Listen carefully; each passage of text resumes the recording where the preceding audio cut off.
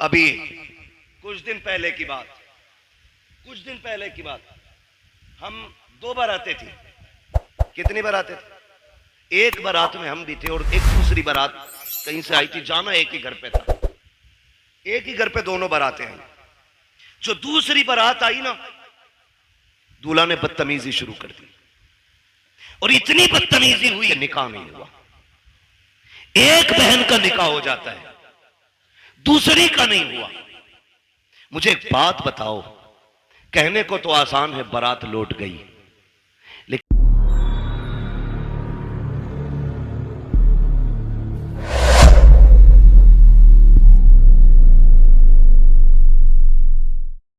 मुझे कोई बताएगा जो बिजलियां उस बेटी के दिल पे गिरी होंगी जिसके हाथों पे निकाह के लिए मेहंदी लगी हो, जो सुर्ख जोड़ा बैठ करके पहन के तैयार बैठी हो कि कोई आएगा जिंदगी भर का वादा करके आज लेके चला जाएगा। जब उसको पता चला होगा कि बारात वापस जा चली गई है, तो कोई उसके दर्द का अंदाजा लगा सकता है? मुझे लगता है खुदा की कसम, जो दर्द का झटका उसको लगा होगा, अगर समंदर में डाल दिया जाए ना उस दर्द का एक हिस्सा, तो समंदर भी सूख करके एक कोयला बन जाता। मगर मेरी कौम, हमने अभी तमाशे बंद नहीं किए हैं, अभी हमें गैरत नहीं चढ़ रही है।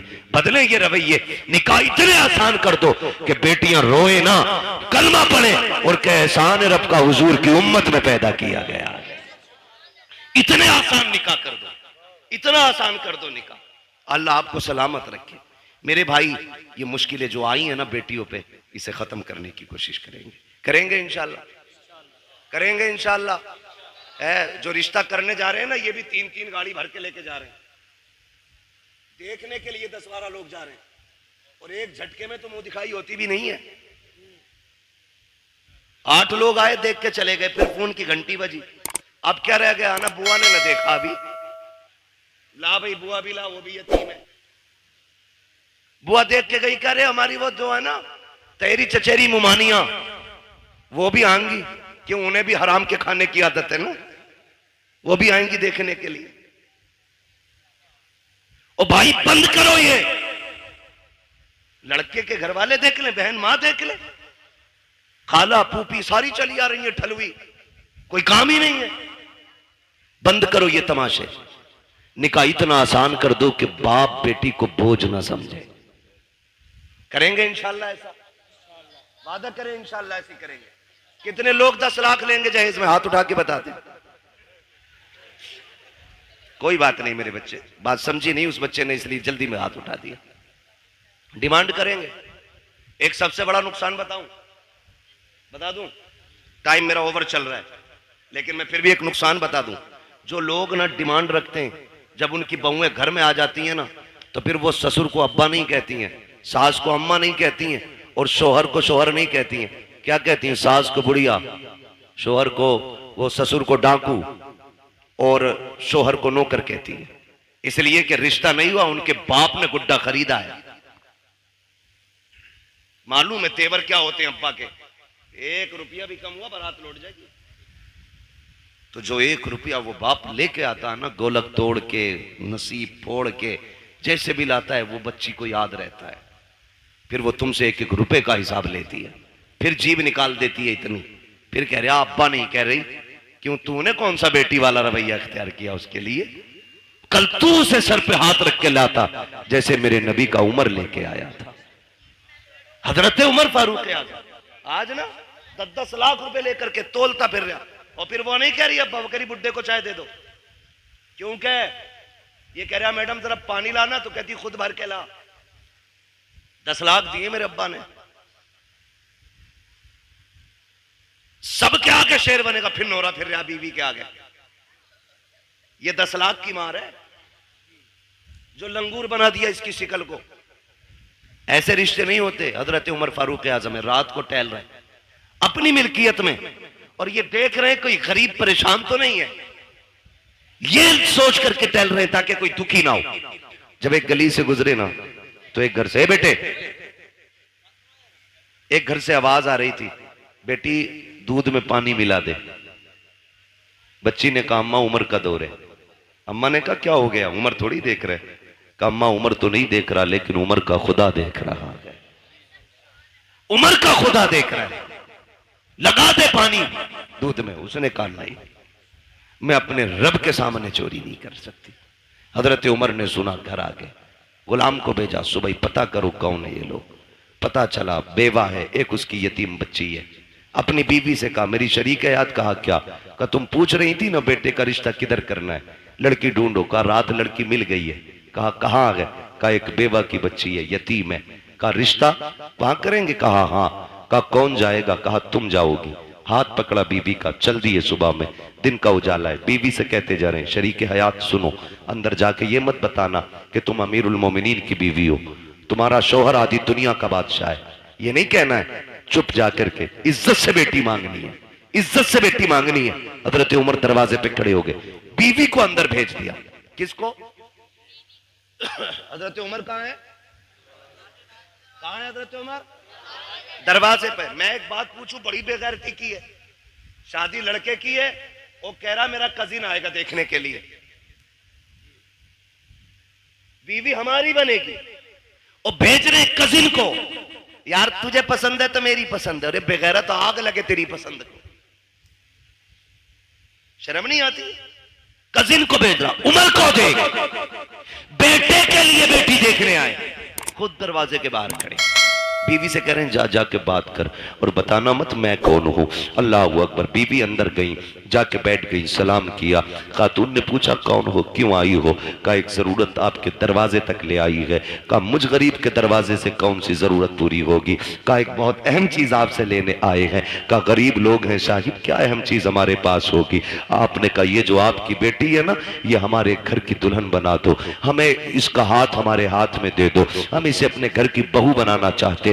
इतना सुना ना, मां ने भी तड़प के कहा खातून चुप कर, मेरी बेटी यतीम जरूर है, मैं बेवा जरूर हूं, लेकिन अभी इतने भी गए गुजरे लोग नहीं है हम कि बिना पूछे पर कछे किसी के भी हाथ में बेटी का हाथ दे दे। बता तू है कौन, कहां की रहने वाली है, हमारी बेटी का हाथ मांग रही है। यतीम समझ के हल्के में ना लेना, अभी मां जिंदा है, बताना तू है कौन। हजरत उमर की बीवी बात छुपा रही है, बताना नहीं चाहती है कौन है, किसकी बीवी है, किसके लिए हाथ मांगा जा रहा है। फिर जब मजबूर किया, कहा ऐसे हम किसी के हाथ में बेटी का हाथ नहीं देंगे, कम से कम पता तो होना चाहिए कौन लोग हैं सामने वाले। फिर डरते डरते कहती है सुनो, मैं उमर इब्ने खत्ताब की बीवी हूं, जिसके लिए मैं हाथ मांग रही हूं वो उमर खत्ताब का बेटा है। अल्लाह अकबर। इतना सुना है, जैसी इतनी बात सुनी है औरत का तेवर बदल जाता है। कहती किस उमर की बात कर रही हो? कहीं वही तो उमर नहीं है जो हमारा अमीरुल मोमिनीन है, कहीं उसी की बात तो नहीं करती हो जो आगे दुनिया का बादशाह है।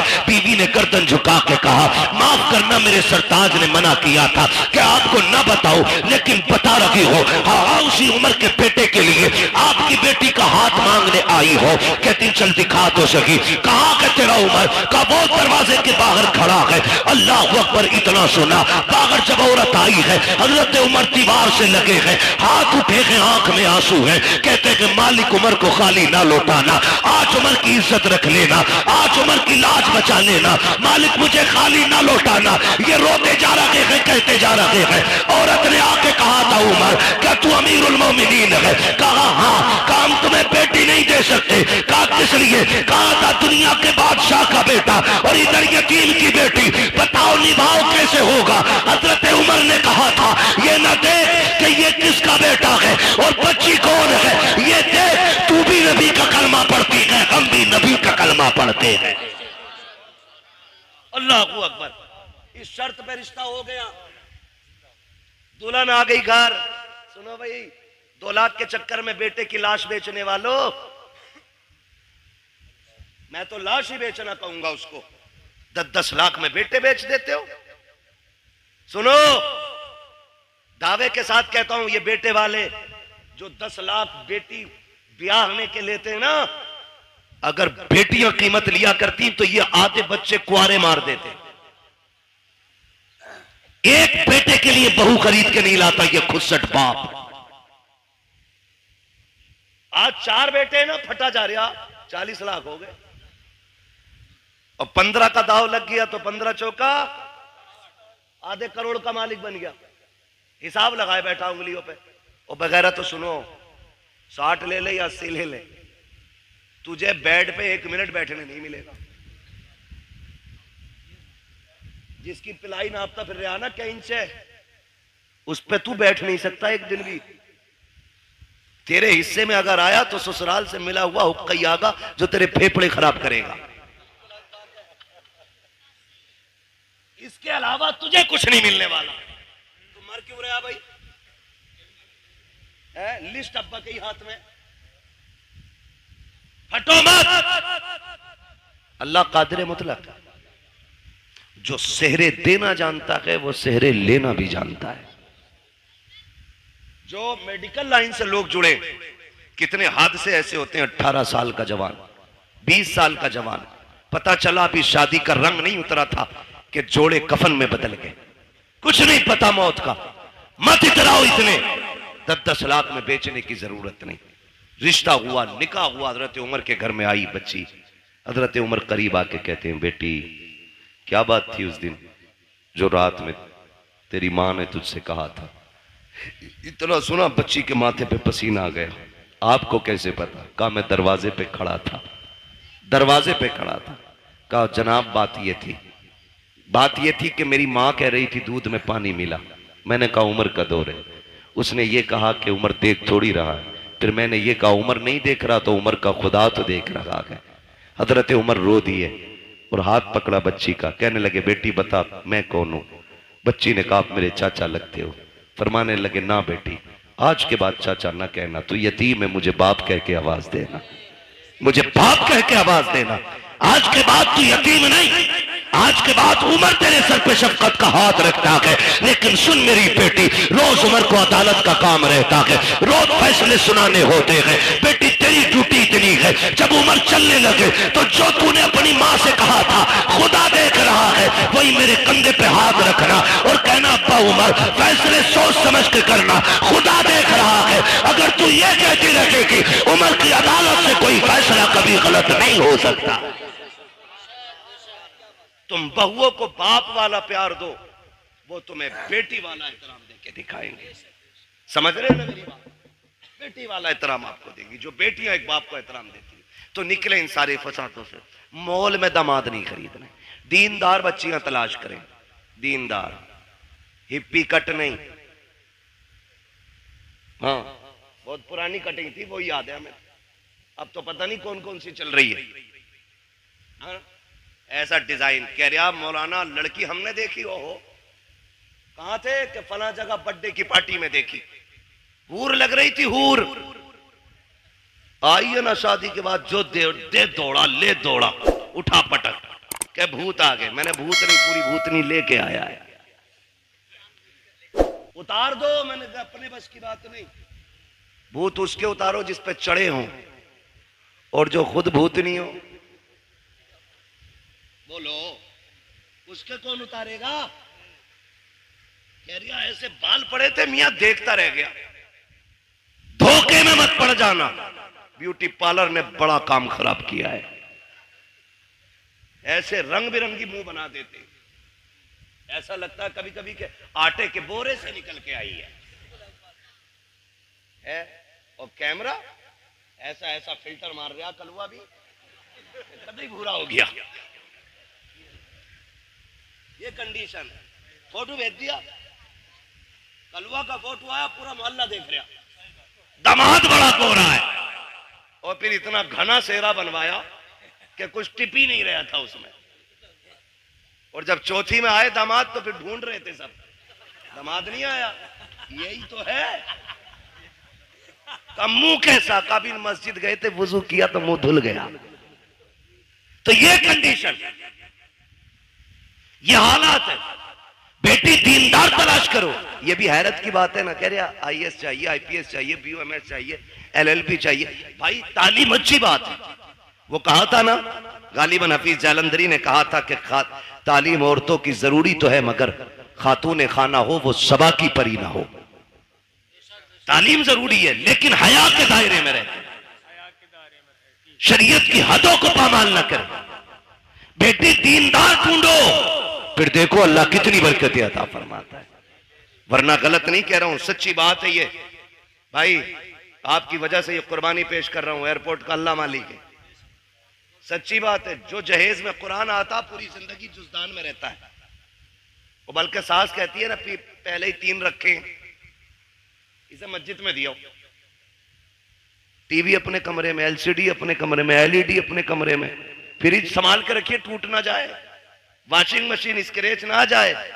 बुढ़िया खड़े होकर ऑर्डर जारी कर रही है, आया ना कुरान, कहती लल्ला इसमें क्या, इसमें क्या?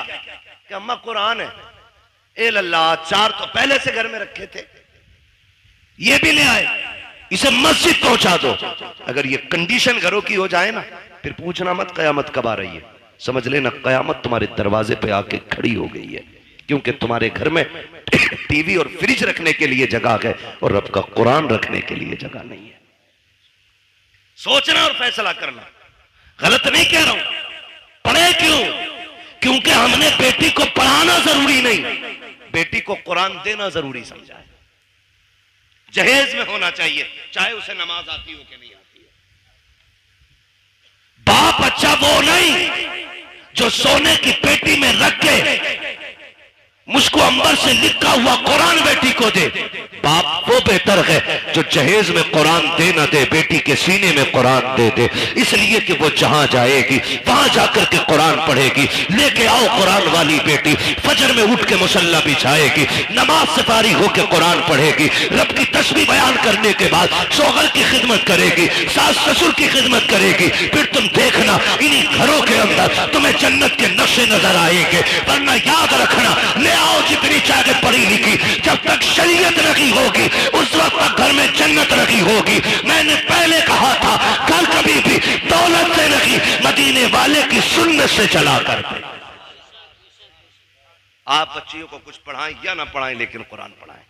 मेरे ख्याल से आपके इलाके में भी इदारा है ना, हमारे नवाब भाई ने बताया था, मुझे याद आ रहा है, काफी पहले बताया था कि ये समूदिया में बच्चियों का इदारा कायम कर रहे हैं। वो मेरे ख्याल से कायम कर दिया है, माशाल्लाह लिंटर की तैयारी है। ये इदारे हमारे जिम्मेदारियां हैं हमारी, इन्हीं इदारों के जरिए इंशाल्लाह हमारी बेटियां कनीज़े फातिमा ज़हरा बनेंगी, कनीज़े फातिमा ज़हरा बनेंगी। इन इदारों के जरिए बेटियां, मैं आपको एक बात बता दूं, बेटे बुरा ना माने, क्योंकि मैं भी अपने अब्बा का बेटा हूं। कोई ये ना समझे कि बेटों को बड़ा खुल के बुरा कह रहा है, लेकिन ये सच्ची बात है। बेटे को ना कितने कुरान पढ़ा लो, वो जब भी पढ़ेगा ना हस्बे जरूरत पड़ेगा और बंद करके यूं रख देगा। लेकिन अगर आपने बेटी को कुरान पढ़ाया है ना, वो जब भी कुरान पढ़ेगी ना, उसे कुरान के सफात में बाप का चेहरा दिखाई देगा। बाप का इंतकाल हुए अगर 15 साल भी बीत गए होंगे ना, तो वो 15 साल के बाद कुरान बंद करके हाथ उठा के कहेगी, अल्लाह जो आयतें, जो रुकू, जो पारे, जो मैंने लाइनें पढ़ी है ना, इसका सवाब मेरे बूढ़े बाप की कब्र में अता फरमा दे। खुदा की कसम, ये बेटियां इतनी खैरत वाली होती हैं, जो भी तुम इन पे एहसान कर दो ये सर पे नहीं रखती हैं, ये एहसान का बदला दिया करती हैं, बदला दिया करती हैं। इसलिए बेटियों को पढ़ाओ। आज ना सबसे ज्यादा बड़ा निशाना हमारे इदारे, हमारी मस्जिदें, हमारी खानकाहें, हमारे जलसे सिर्फ इसलिए है कि इनसे इस्लाम का परचम हिंदुस्तान में बुलंद है। दुनिया मिटाने पे लगी है, कागज चेक करते हैं, रजिस्ट्रेशन में कमी हो, बैनामे में कमी हो, बिल्डोजर जाके चला दें। इतनी मजबूती से काम करो कि दुश्मनों के दांत कट्टे हो जाएं और तुम्हारी की हुई मेहनत ये बताए, यही है आरज़ू तालीम कुरान हो जाए, हर एक परचम से ऊंचा परचम इस्लाम हो जाए।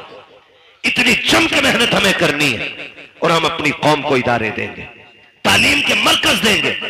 लिंटर पढ़ा के नहीं, अभी नहीं पढ़ा ना, तो उम्मीद है इंशाल्लाह आप लोगों का साथ रहेगा, रहेगा इंशाल्लाह। बोले जोर से इंशाल्लाह। हाँ, वरना याद रखना, वही नेकी है जो अपने हाथ से कर जाओ, वही नेकी है जो अपने हाथ से कर जाओ। हम जो कमाते हैं ना, वो अपने लिए नहीं, दूसरों के लिए कमाते हैं। हम तो कुछ दिन उस दौलत पे चौकीदार बन के रहते, मरेंगे लल्ला मौज करेगा। अपने हाथ से कर जाओ। किसी के बेटे ने बाप के नाम पे सोने के सिक्के नहीं दिए मस्जिद में। हमने अमीरों के बेटे भी देखे, गरीबों के भी देखे, जबकि गरीब बाप का बेटा जिसे दौलत नहीं, बाप विरसे में कुरान दे के गया था, कम से कम वो कब्र पे जाके कुरान तो पढ़ के सुना देता है। लेकिन अमीर के बच्चे को उतनी भी फुर्सत नहीं, कि वो जाके बाप की कब्र पे कुरान भी पढ़ सके। ओ मेरे भाई, अपने जीते जीतने काम कर जाओ। कब्रिस्तान जाते हो? सर हिलाओ भाई। जाते हो कुरान कब्रिस्तान? माशाल्लाह, जो लोग समझ गए उन्होंने हाथ उठा दी, समझदार हो गए ना। अल्लाह सबको सलामत रखे। और फिर फरीदपुर के लोग समझदार ना होते तो जलसा ही क्यों करते? सबसे बड़ी पहचान समझदारी की तो हुजूर की मिलाद सजाना है ना। तवज्जो है ना? कब्रिस्तान जाते, कब्रें सारी सलामत हैं, कुछ बैठ भी गई हैं, कुछ बैठी भी होंगी और कुछ कब्रों के निशान भी खत्म हो गए होंगे, मिट्टी डाल के बराबर भी कर दी गई होंगी, कुछ में निशान भी बनाए गए होंगे। लेकिन कई कब्रें ऐसी होंगी जिनका पता ही नहीं होगा ये किसकी।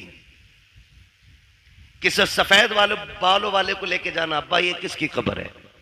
वो कहेंगे मैंने भी नहीं देखा, मरते हुए मेरे अब्बा ने बताया था कि यहाँ हमारे गांव के सबसे बड़े जमींदार दफन हुए थे। ये वो थे जो 500 एकड़ के मालिक थे। आज जाके देखो ना, हजारों बीघों का मालिक 3 भर जमीन में सिमट के रह गया है, हड्डियां गल गई हैं, कोई फाथा पढ़ने वाला भी नहीं है। फूल डालने की तो बड़ी बात यार, लोग कब्र पे मिट्टी डालने भी नहीं आते हैं, तख्ते गले सड़े दिखते रहते हैं, कफन के धागे नजर आते हैं, कोई छुपाने वाला भी नहीं होता। तो तुम्हें क्या लगता है कि हमारी औलाद हमारी कब्र पे बैठ करके रोज कुरान पढ़ा करेगी? रोज हमारी कब्र पे बैठ करके फकीरों के नाम पे लंगर लुटाया जाएगा? कभी नहीं, कोई नहीं। अगर आज हमें महीनों में टाइम मिलता है, हमारे बच्चों को 6 महीने में भी टाइम नहीं मिलेगा। हम 6 महीने में जाते हैं, हमारे बच्चे साल भर में भी नहीं जाएंगे। ऐसे काम कर जाओ, कोई जाए या ना जाए, कोई हाथ उठाए या ना उठाए, तुम्हारी कब्र में रहमतों के झोंके आते रहे, खुदा की तरफ से बरकतें आते रहे। आप कहेंगे कैसे? तो सुनो, जो मदरसे चल रहे हैं, इदारे बन रहे हैं, उनका जाके ताउन कर दो, बीमा कर लो पहले का 50,000 मेरी तरफ से ले, इसकी छत बना दे। खुदा की कसम, जब मर जाओगे और जब तक ये मदरसा चलता रहेगा, कोई हाथ उठा के दुआ करे ना करे, कोई कब्र पे आए क्या ना आए, जितनी देर तक इसके नीचे बैठ करके कुरान पढ़ा जाता रहेगा, अल्लाह सवाब की खिड़कियां तेरी कब्र में बराबर खोल के रखे।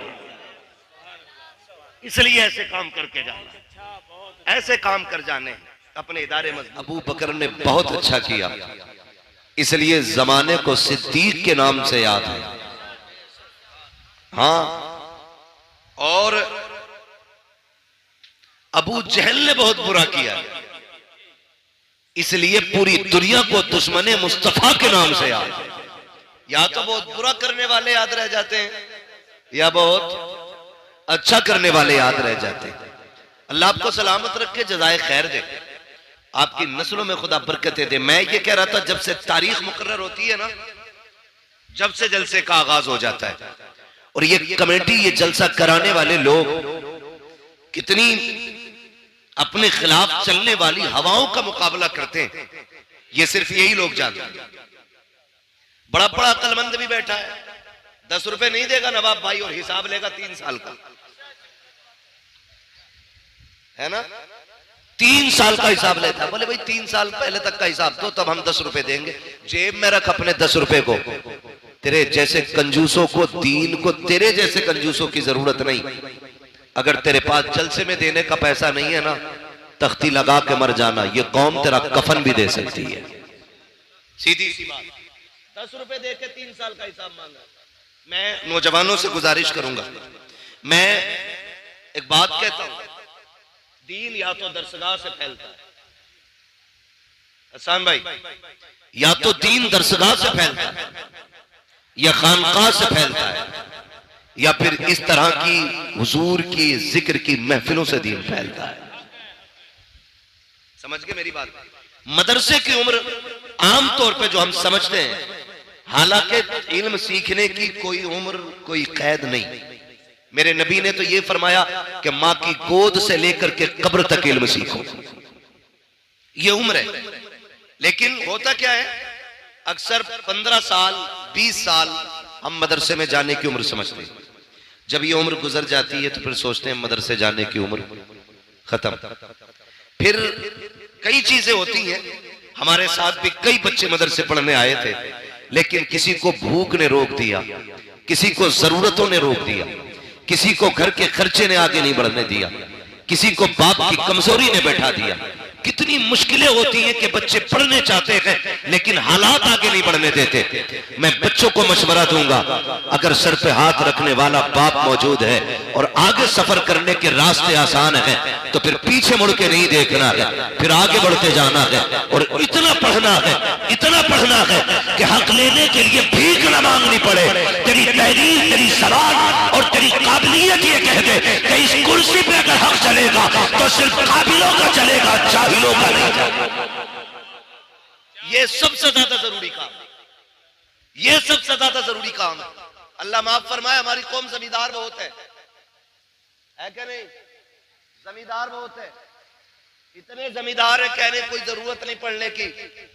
10 बीघे अल्लाह कुरेद के जिंदगी गुजार लेगा। यही कह रहे हैं, हमारे तुर्कों के हालात तो यही है। और जिनकी रोडों पे आ गई कसम से फटे जा रहे हैं।